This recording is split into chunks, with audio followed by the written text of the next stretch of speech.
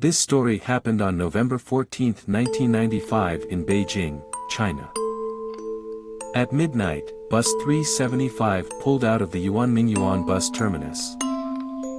This was the last bus of the night and its destination was Xiangshan, Fragrant Hills. On board were the driver and a female conductor. The night was bitterly cold and a harsh wind was blowing. It stopped at the south gate next to the Summer Palace, and when the doors opened, 4 passengers got on. An old lady, a young couple and a young man. The young couple sat up at the front, behind the driver, while the old lady and the boy sat on the other side of the bus, beside the doors. As the bus drove through the night, all they could hear was the drone of the engine. It was a quiet, remote area and there were no other vehicles on the road. After a while, the driver spotted 2 shadows by the side of the road, waving at the bus. The driver stopped, and when the doors opened, 3 people got on. There were 2 men who were supporting a 3rd man between them, holding him up by his shoulders. The man in the middle looked disheveled and his head was bowed, so nobody could see his face. All 3 were dressed in traditional Chinese robes from the Qing dynasty and their faces were deathly pale.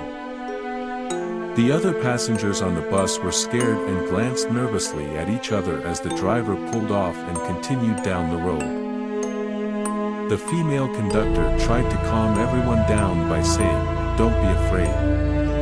They could be just actors shooting a costume drama in the vicinity. Maybe they got drunk after work and forgot to change clothes." The old woman kept turning around and staring at the 3 strangers who were seated at the back of the bus. There was an eerie silence. None of the passengers said a word.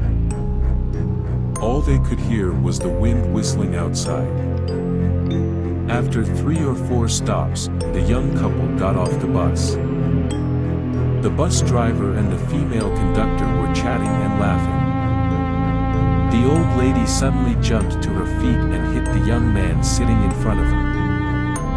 She was shouting and making a big fuss, telling everyone that he had stolen her purse. The young man stood up and started arguing with her, but the old woman grabbed him by the collar and demanded that the driver let them off at the next stop, so she could bring him to the police station. The young man was speechless. When the bus stopped, the old lady dragged the young man out. They watched as the bus drove off into the night and the old lady breathed a sigh of relief. "Where's the police station?" asked the young man. "There is no police station," the old lady replied. "I just saved your life." "What? How did you save my life?" the young man said, puzzled. "Those 3 people were ghosts," the old lady replied. "Ever since they got on the bus, I had my doubts about them, so I kept looking back at them.